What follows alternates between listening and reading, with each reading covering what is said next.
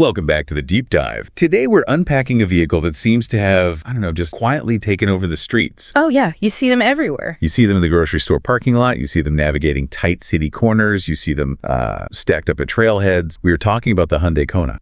And on the surface, just looking at it, this looks like the perfect subcompact SUV. It's got style, I'll give it that. It's got style, it's got really sharp tech, and it fits into these tiny parking spots. Yeah. While supposedly feeling huge on the inside. It definitely has curb appeal, yeah. It stands out. But, and this is a pretty substantial but, right out of the gate, looking good in a driveway is very, very different from being a smart financial decision, say, 3 years down the road. Exactly. And that is why we are doing this. Because buying a car it's the second biggest purchase of your life, right? Yeah. Right after a house. You really can't afford to mess it up. And with the Kona, there's a very fine line between getting a great deal and, well, getting a headache. A very expensive mechanical headache. Before we get into the nuts and bolts of that, literally, just a quick request. If you enjoy us doing the heavy lifting to save you money and prevent that buyer's remorse, please just hit that subscribe button right now. It really helps support the channel. It does. And unlike a new transmission for a compact SUV, subscribing costs you absolutely nothing. Ouch. Wow. You are starting strong today. Okay, setting the stage. I look at the Kona and I see a winner. It punches way above its weight class. It feels small on the outside, which is great for city driving. But then you get inside and it feels surprisingly big. It's refined. It has tech features you usually only see in like luxury cars. I'm coming into this as the optimist. I think this can be a fantastic car for a lot of people. Then I'm here to bring us back down to earth. I've been looking at the data, specifically focusing on the mechanical flaws, the warranty loopholes, and the hidden costs that the brochure definitely doesn't mention. According to the data I have here, if you don't know exactly what to look for, down to the specific engine code and the service history, this car can be a trap. So that is our mission today. We are going to figure out if the Hyundai Kona is a smart buy or a money pit. And it really seems to depend on which engine, which trim, and, well, which history you choose. It's not a simple yes or no. It's a yes but or a no unless kind of situation. Let's start with the new, or at least the buying configuration, because when you look at the lineup, it is confusing. You got the SE, the SEL, the N-Line, the Limited. Where do you even start? It's a lot. For me, looking at the value proposition, I found the sweet spot. I have a feeling I know where you're going with this. You're going for the volume seller. It has to be the SEL trim with the convenience package. Okay, make your case. Why that specific combo? It is purely a bang for your buck argument. If you just get the base SE, it feels a little, rental car-ish, bit plastic. But the SEL with the convenience pack, you get the heated seat, you get the power driver seat, you get the wireless charging pad so you're not fumbling with cords, and you get the bigger screens that span the dash. It feels premium without paying that premium price of the Limited. To me, that is the smartest place to put your money. See, this is where we disagree, and it's not because those features aren't nice. Who doesn't like heated seats? Right. But we need to talk about what is under the hood. The SE and the SEL, even with your fancy convenience package, come with the base 2.0-liter Atkinson cycle engine. Which is a reliable engine, generally speaking. I mean, it's been used in Elantris for years. Reliable? Maybe. Inspiring? Absolutely not. And for some drivers, I'd argue it borders on a safety hazard. Whoa, safety hazard. That's strong language for a grocery getter. Let me qualify that. If you are an appliance driver, you just go point A to point B in the city, flat roads, you never really push the car fine at work. But according to the performance data, this 2.0-liter engine struggles significantly with weight, and the Kona isn't exactly light. Struggles how? Highway passing and hills. If you live in a hilly area or you do a lot of interstate driving, you are going to hate this engine. Picture that. You're behind a semi-truck doing steer. You pull out to pass. You mash the pedal to the floor.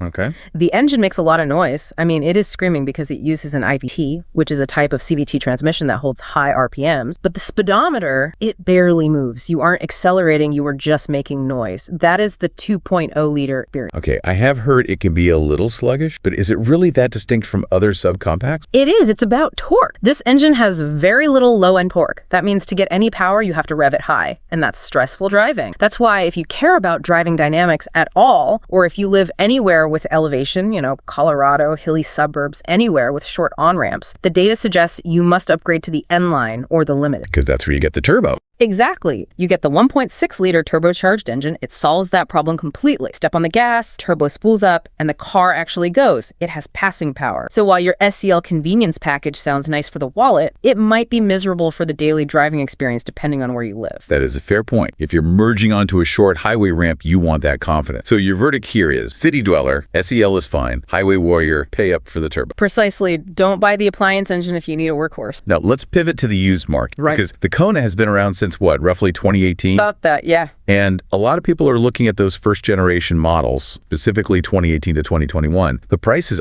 they're attractive right now. They are, but this is where the minefield really opens up. Before we step into that minefield, just a quick pause. Yeah. We want to know what you are driving right now. Are you in a Kona? Are you looking for one? Or did you dodge a bullet? Drop a comment below, like the video, and let us know your current car situation. We actually read those. Especially the horror stories. They're educational for everyone else. They really are. Okay, so used Konas, first gen 2018 to 2021. What is the big red flag? 3-letter, DCT. The dual clutch transmission. Right. Now, we need to explain this because dual clutch sounds like a good thing. In a Porsche or a high-end sports car, it is. It shifts lightning fast. So why is it a problem in the used Hyundai? It's because of how it's cool. The unit in these early Konas is a dry clutch system. Expensive performance cars use wet clutches, meaning the gears are bathed in oil to keep them cool. And the Kona's clutch plates are dry. They rely on air cooling. And I'm guessing air cooling isn't enough in traffic? Exactly. The data shows a specific wear pattern that could just destroy your wallet. When you are creeping in traffic, inching forward at 2 miles an hour. The stop-and-go shuffle. Right. In a normal automatic car, that's fine. In a dry DCT, the computer is constantly slipping the clutch to keep you moving slowly. Friction creates heat. Without oil to cool it, the clutch plates overheat and they glaze over. So the previous owner's driving habits matter way more than the mile. 100%. A highway-driven Kona with 80,000 miles might be perfect. A city-driven Kona with 30,000 miles could be on the verge of transmission failure because the owner just crept in traffic constantly. How does a buyer know? Because it might feel fine on a flat test drive around the block. That is the trick. You cannot just drive it around the block. You have to perform what I call the hill test. Walk us through the hill test. When you are test driving a 2018 to 2021 Kona with a turbo engine, which uses this DCT find a hill, it doesn't have to be a mountain, just a decent incline, come to a complete stop. Then take your foot off the brake and gently, and I mean gently, touch the gas. What are we feeling for? You're feeling for a shudder, a specific vibration. If the car shakes or judders or feels like it's slipping or struggling to grab a gear before it engages, stop the car. That is not a quirk. That is damage.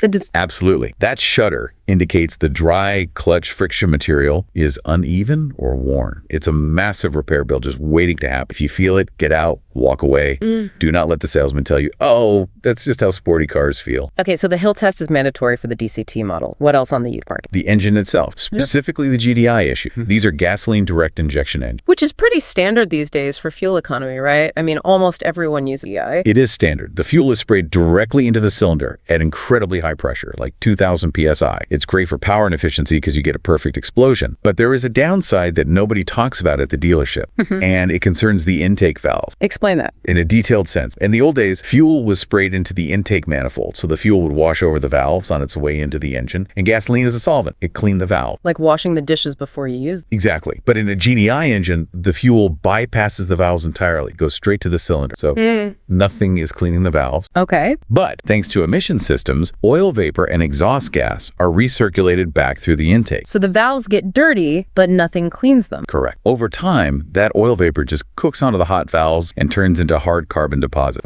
By the time you hit 60,000 miles, those valves can be completely caked. It's like plaque in an artery. The engine can't breathe. Again, the symptoms. Rough idling, shaking at stoplights, and ruined fuel economy. You wonder why your gas mileage has dropped 20% and why the car feels so shaky. But there's a fix for this, right? I've heard of this ridiculous sounding service. It sounds fake, but it's the industry standard. The walnut. The walnut blast. It sounds like a squirrel attack, but it's a legitimate mechanic service. It is. Mechanics literally blast crushed walnut shells at high speed into the intake port. The shells are hard enough to scrub the carbon off the valves, but soft enough that they don't damage the metal. It works perfectly. So if I'm looking at a used Kona with 60,000 miles, what do I do? You ask for the service records, you look specifically for a carbon cleaning or induction service or, walnut blast. If that hasn't been done, you need to deduct that cost from your offer immediately. It's usually about $4,600. That is great advice. Don't just accept the price, leverage the maintenance it needs. Exactly. Knowledge is leverage. Now let's talk about the stuff that affects every Kona owner, new or used, the hidden cost. Because you mentioned earlier that the brochure leaves some stuff out. The brochure lies by omission, and the biggest offender is the tires. The tires. Usually new cars come with decent tires. You would think. But in the quest for that perfect EPA fuel economy rating, Hyundai, and to be fair, a lot of manufacturers equip these cars with low rolling resistance eco tires. That sounds efficient. It's efficient for the sticker on the window. It gets them maybe 1 extra mile per gallon. But for you, they are loud, they drone on the highway, and worse, they have mediocre grip in the rain. The rubber compound is hard to reduce friction, but hard rubber doesn't grip the road well. So you're sacrificing safety and comfort for 1 MPG. Correct. It's effectively a tire scam. My advice. You need to budget immediately for a tire upgrade. Immediately, like right after buying the car. Like, you want the car to feel good, yes. If you switch to high-quality tires like the Michelin Cross Climate 2 or the Continental Extreme Contact, it transforms the vehicle. Transforms it how? The road noise drops significantly. It suddenly feels like a more expensive car, and the handling becomes much sharper. You're safer in the rain, and the car is quieter. It's the best upgrade you can make, but it's an extra, $800 to $1,000 you have to plan for? That's a hidden cost, for sure. What about maintenance? I know dealers love to talk about lifetime fluids. Lifetime transmission fluid is the biggest myth in the automotive industry. It is absolute nonsense. So when the dealer says you never need to change the transmission fluid, they're lying. They're defining lifetime as the warranty period. Once the warranty is up, the life of the transmission is over, according to them. Oh, wow. If you want this car to last 200,000 miles, do not listen to the manual on this. Transmission fluid breaks down under heat and shearing. You need to drain and fill that transmission fluid every 50,000 to 60,000 miles. That's cheap insurance compared to a new gearbox. It is. Compared to replacing a $4,000 transmission, a $200 fluid change is penny. I want to jump in here with some optimism because we've been hammering the mechanicals. One thing I love about the Kona, despite these maintenance needs, is that it's actually a redemption for the DIY mechanic. Is it? Most modern cars are just nightmares to work on. Everything's covered in plastic shields. Not the Kona. It's actually a joy compared to its rival. If you like doing your own basic maintenance, this car respects you. The oil filter is easily accessible from underneath through a service port. You don't have to take the whole skid plate off. That is rare these days. Usually you need 3 elbows to reach filter. And get this, you don't need to remove half the engine bay just to change a headlight bulb. There's actually space for human hands behind the headlight assembly. Okay, I'll give you that. I have seen cars where you have to take the front bumper off just to change a turn signal. Exactly. So yes, you need to maintain it, but you can actually do a lot of it yourself without needing a specialized degree in engineering. It's friendly to the owner who wants to get their hands dirty. That is a fair point. If you're willing to do the work, cost of ownership drops significantly, but you have to be willing. Moving on to the final hurdle, the dealership battle. You've decided on the car, you've checked the engine, you're ready to buy. But there is one more trap. The warranty trap. This catches so many people. Wait, isn't Hyundai famous for America's best warranty? Yeah. 10 years, 100,000 miles. That's their whole marketing slogan. That is what the commercials say. And if you are the original owner, you drive it off the lot with 5 miles on it, it's true. It's a great warranty. But, and this is a massive but, if you are the second owner, that warranty does not automatically transfer. Seriously, I thought the warranty followed the car, not the person. Not the full powertrain warranty. If you buy from a private seller or a generic Bob's Used Cars lot, that 10-year, 100,000-mile warranty drops instantly to 5 years or 60,000 miles from the original service. That is a huge devaluation. You could be buying a 4-year-old car thinking you have 6 years of coverage left, and actually you have 1 year left. Exactly. It catches people off guard all the time. They think they're covered. The engine blows at 70,000 miles, and Hyundai says, sorry, you're the second owner. The only way the full warranty transfers to the second owner is if the vehicle is certified pre-owned, a CPO. So if you're buying used, paying that extra premium for a CPO model is actually worth it. In this case, absolutely. You are buying peace of mind. If that DCT transmission blows at 80,000 miles, the CPO status saves you thousands. The generic used car does not. This is crucial information. And speaking of dealerships, we have to talk about the negotiation. Oh, the games they play. Before we get to the negotiation tactics, just a quick reminder. If you want more of these brutally honest reviews where we don't pull punches, make sure you are subscribed. We're trying to build a community of smart buyers here. So, negotiation. Hyundai dealers specifically have a reputation. A bad one. A notorious one for add-ons. Because the car's a value price, they try to make margin on the back end. You finally agree on a price, and then you see the invoice. $400 for nitrogen tire fills, $800 for a paint protection package, $300 for a pulse braking system. Nitrogen fills always crack me up. The air we breathe is already 78% nitrogen. It's pure profit for them. It costs them pennies. You have to stand your ground. What's the line? What do you say to the salesperson when they slide that piece of paper across the desk? You look them in the eye and say, I want the car for the price listed plus tax and title, remove the add-ons. And if they say no, oh, the nitrogen is already in the tires, we can't take it out. You say, then I'm not paying. And be ready to walk out. There are thousands of Konas out there. Do not fall in love with one specific VIN number. If they won't budge on the fake fees, you leave. Usually, walking toward the door is the best negotiation tactic to have. It's hard to do when you want the car, but you're right. You have to be willing to walk. It's your money. You worked hard for it. Protect it. So let's bring this all together. We've covered a lot. The trims, the weak 2.0L engine versus the turbo, the scary transmission tests for the used models, the tire upgrades, and the warranty loopholes. It's a lot to process. If I'm summarizing my position, I still think the Kona is a great car. If you buy the SEL with the convenience package for value or the turbo for fun, and you love the tech and the style, it's a winner. Yeah. It's fun, it's practical, and it's DIY friendly. And my summary is a bit more cautious. cautious. I only recommend it if you get a certified pre-owned model to keep that warranty. You have to budget for new tires immediately. Don't wait. And you must verify the transmission health with the hill test. If you do those things, it's a good car. If you ignore them, it's a liability. It really comes down to being an informed buyer, which hopefully everyone listening now is. That's the goal. But I want to leave the listener with a question. We often look at the monthly payment or the sticker price, but here's what you need to ask. Is a budget-friendly car actually a good deal if you have to replace the tires and walnut blast engine the week you buy it? Or are you just financing a repair bill? That is a haunting question. Are you financing a repair bill? That's going to stick with me. It should. All right, that is a wrap on the Hyundai Kona. If this deep dive helped you, please